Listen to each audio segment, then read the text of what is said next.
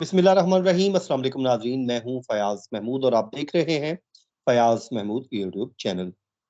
नाज़रीन, बड़े ही देर के बाद बिल आखिर वो खबर आ गई है जिसका हम मगवी ज़हरा काज़मी केस में इंतजार कर रहे थे और अब एक उम्मीद जागी है कि शायद वो बच्ची जल्द अपने पेरेंट्स के पास वापस चली जाए। लेकिन अब देखना ये होगा कि बर्फ पिघलती है या नहीं।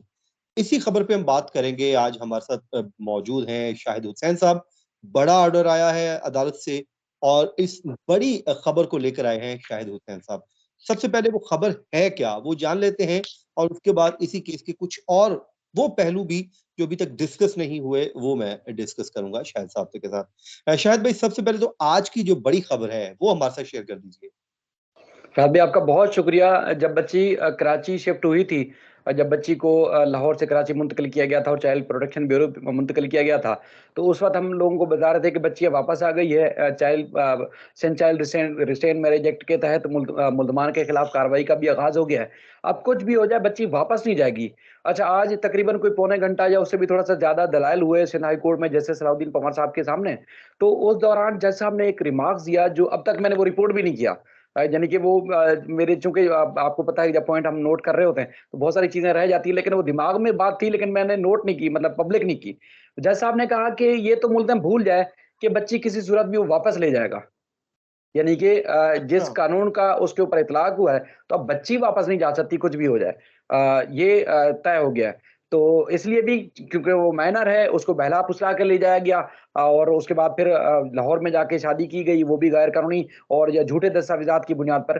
तो जो एक खानदान, आपको पता है कि एक लीगल जो पोज़ीशन थी, वो मज़बूत होने के बावजूद भी धक्के खा रहा था। लेकिन आज जब केस समाअत के लिए मुकर्रर हुआ, तो हैरानकुन तौर पर इस तरह का हुक्मनामा सामने आया, जो सब हैरान रह गए कि ये हुआ कैसे?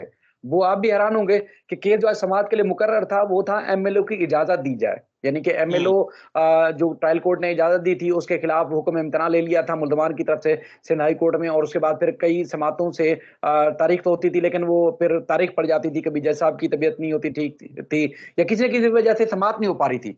लेकिन आज उस दरख़्वास्त के ऊपर दलाइल होने थे, ताकि दलाइल होने के बाद अदालत उसमें हुक्मनामा जारी करे कि हुँ। जो ट्रायल कोर्ट का फैसला उसको कलअदम होना है, या मुल्ज़मान की दरख़्वास्त मुस्तरद होती तो फिर ट्रायल कोर्ट का फैसला बरकरार हो जाता।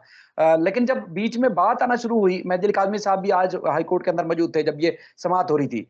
तो ठीक है। उस वक़्त इब्तिदा में तो ऐसा लग रहा था कि इस किस्म का कोई फ़ैसला नहीं आएगा। इस किस्म की जो अब एक तो एमएलओ भी लग रहा था कि ना एमएलओ भी होगा और ना ही बच्ची जो है वो माँ-बाप को मिलेगी। लेकिन जब जिब्रान नासिर ने कुछ दलाइल दिए, कुछ मेहदी अली काज़मी साहब ने अदालत के सामने फैक्ट्स रखे, उसके बाद एकदम जो सूरत-ए-हाल थी वो तब्दील हुई। एक तो ये है कि जो सवाल अगर मैं वुकला के बजाय अगर मेहदी अली काज़मी साहब से जो जज साहब ने किया, वो आपके सामने रखूँ। जज साहब ने कहा कि कौन बाप है जो चाहता है कि उसकी बेटी की, उसकी बच्ची की ह्यूमिलेशन हो? आप समझ रहे हैं ना कि अगर एमएल होगा तो उसकी तज़लील होगी।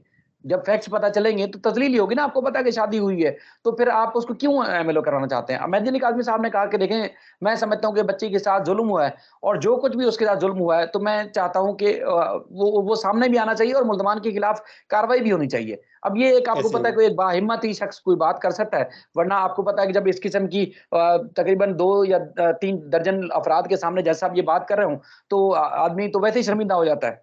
आप समझ सकते हैं ना ऐसे इस ही है। बात को? लेकिन बाप ने हिम्मत का मुज़ाहरा किया और उन्होंने कहा कि मैं चाहता हूँ ये सब चीज़ें सामने आनी चाहिए। तो बहरहाल उसके बाद फिर जिब्रान नासिर ने उनको बताना शुरू किया फैक्ट्स के हवाले से। एक तो ये है कि 5-6 महीने हो गए बच्ची से वालिदैन की मुलाकात नहीं हुई और बच्ची माइनर डिक्लेयर हो चुकी है, 11 साल की थी तब मुल्ज़िम उसको बहला-फुसला रहा था। अच्छा, आज हैरानकुन तौर पर आप ये भी देखेंगे कि जजेस जो है अगर उनको नाम याद होता है या पता होता है इस केस के फैक्ट्स के हवाले से, तब भी वो हुँ, हुँ। उस मुल्ज़िम का या उस दरख़्वास्त गुज़ार का नाम नहीं लेते। लेकिन आपके अच्छा। सामने ये केस किस तरह रिपोर्ट हुआ है, जज साहब ने तकरीबन कुछ 6-7 बार मुल्ज़िम ज़हीर का नाम लिया है। मतलब आप अच्छा। खुद हैरान होंगे कि ज़हीर ये किया, ज़हीर ने ये किया, या अगर बच्ची आपको फ़ोर्स करे कि आप ज़हीर को भी एक्सेप्ट कर लें और मैं आपको भी नहीं छोड़ सकती। ज़हीर बच्ची के फ्यूचर के बारे में क्या करेगा? ज़हीर ने ये किया, वो किया। इस तरह 5-6 दफ़ा जज साहब ने ज़हीर का नाम लिया। तो इसका मतलब ये है कि मुसलसल रिपोर्टिंग की वजह से भी ये जज साहब को मालूम है इस मामले का कि ये सूरत-ए-हाल किस तरह है, यानी कि जो लोगों का एहतिजाज चल रहा है। तो उसमें जब फिर आगे केस बढ़ा आगे, तो जज साहब का फ़ोकस 2 चीज़ों के ऊपर था। एक तो ये है कि माँ-बाप की फ़ौरी मुलाकात होनी चाहिए और बच्ची की वेलफेयर की ज़िम्मेदारी किसके ऊपर होगी? बच्ची का वेलफेयर हुँ। उन्होंने कहा कि बहुत ज़्यादा ज़रूरी है और बच्ची का बेहतर वेलफेयर माँ-बाप के अलावा कोई कर ही नहीं सकता। उन्होंने खुद कहा कि 800 केसेज़ इस नौइयत के मैंने लड़काना में खुद जो है वो उनकी समातें की हुई हैं, कार्रवाई की हुई है। 800 केसेज़, ये मामूली बात नहीं 800 है। केसेस। जी, जी। लाड़काना में मैंने की हुई है, गाँव देहातों की बच्चियों को भी इस तरह जो है बहला-फुसला कर उनसे शादी कर ली जाती है। और उन्होंने जज साहब ने ये कहा कि 99% बच्चियों को जो कम उम्र में शादी कर लेती हैं या उनको शादी कर कर ली जाती है किसी तरीके से भी, 99% बच्चियों को इस बात का इदराक हो जाता है, एहसास हो जाता है और उसके बाद वो माँ-बाप के पास वापस चली जाती हैं। क्योंकि आपको पता है जब सोशल मीडिया के ज़रिए शादियाँ होती हैं तो वो किस तरह देर पा चल सकती हैं। तो बहरहाल सारी तफ़सीलात अदालत ने सुनी और अदालत मुतमईन हुई और अदालत ने कहा एक तो मुल्ज़िम कौन होता है ज़हीर के जो माँ-बाप को रोके कि वो मुलाकात नहीं कर सकते और माँ-बाप का हक है कि वो मुलाकात करें। एक बंदा सोशल मीडिया के ज़रिए माँ-बाप के खिलाफ भड़का सकता है, तो फिर माँ-बाप क्यों नहीं बच्ची अपनी से मिल सकते? माँ-बाप का पहला हक है उसे माँ-बाप जो है बच्ची से जाके मुलाकात करें। तो ये तय हुआ कि एमएलओ की जो दरख़्वास्त है, उसके ऊपर हतमी दलाइल सुनने के बाद फैसला बाद में किया जाएगा। सबसे पहले तो ये किया जाए कि बच्ची की मुलाकात कराई जाए जो है वो माँ-बाप से। पहले वो मुल्ज़मान के वकील की तरफ से एक तजवीज़ दी गई कि बच्ची को जो है वो अदालत में बुला लिया जाए, यहाँ पर मुलाकात हो जाए। तो जिब्रान नाज़िर साहब ने मुखालफत की, देखें जी ये मामला इतना संगीन है, संजीदा भी है और काफ़ी हसास भी है, तो बच्ची की वहाँ मुलाकात हो जाए चाइल्ड प्रोटेक्शन ब्यूरो में।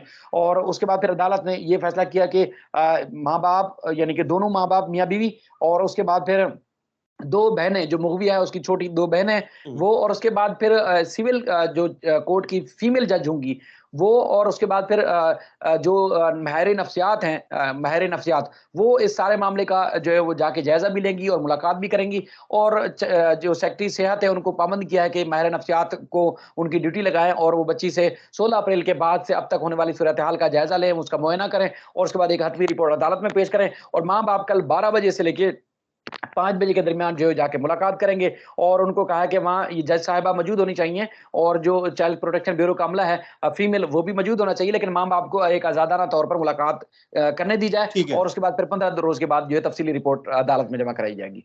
तफ़सीली रिपोर्ट। तो शाहिद भाई ये बताइए कि आपकी वालिदैन से आज मुलाकात भी हुई मेहदी काज़मी साहब से, तो वो बेटी को मिलने के लिए कितने पुरजोश थे? उसके लिए क्या वो कोई तैयारी कर रहे हैं? क्या कर रहे हैं? क्या कोई गिफ्ट लेके जा रहे हैं? कोई आपकी हुई है बात?